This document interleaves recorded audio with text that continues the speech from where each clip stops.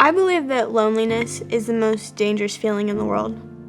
Growing up, I was made to feel like a burden, and so I tried my best to stay hidden and not talk unless I was spoken to. It just kind of led me to feeling like I didn't belong anywhere.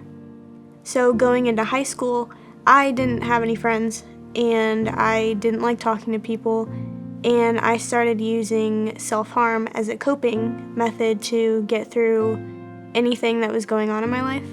And then I met some people going into high school, and some of them went to youth group, and they had invited me to go.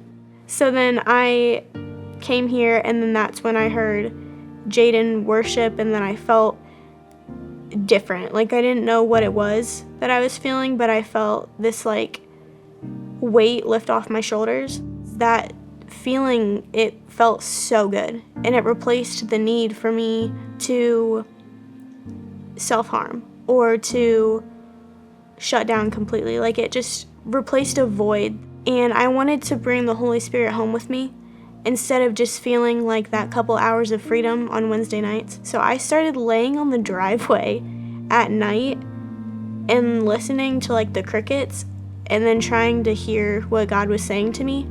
And I started praying to him, and I never did that unless like I needed something. And I started feeling his presence more and feeling more alive. And I started to realize that I wasn't living. I was just trying to survive until I couldn't anymore.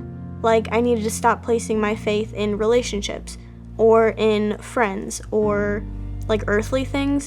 And I knew that I needed like a deeper connection with the Holy Spirit. So I got closer with my youth group leaders, Claudia and Tori, and they simplified all of the lessons that like Sav or Tanner would talk about, and then they would kind of give us an opportunity to ask questions.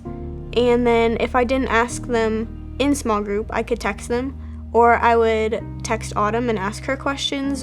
And it made me feel more comfortable to ask questions and not feel stupid because I didn't know like the basic stuff. And I didn't feel so alone anymore.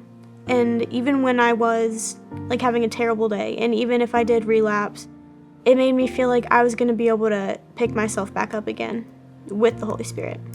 After I found Jesus and realized that he was actually the one that was helping me get back up, and he never actually let me fall all the way, it just felt like it, because I was pushing him away with each sin that I did. He just kept sending me invitations to come back to him. Jesus was always there, and he was always trying to get my attention, but he wasn't gonna invite himself into my life. He was waiting until I gave him an invitation. And when I finally gave him that invitation, it was like this huge wave of relief, like almost pushed me over. And it was truly like I had gone from death to finally living, and I was finally not trying to survive anymore. I was finally getting to experience what life could be. So I made the decision to get baptized on June 6th of 2022.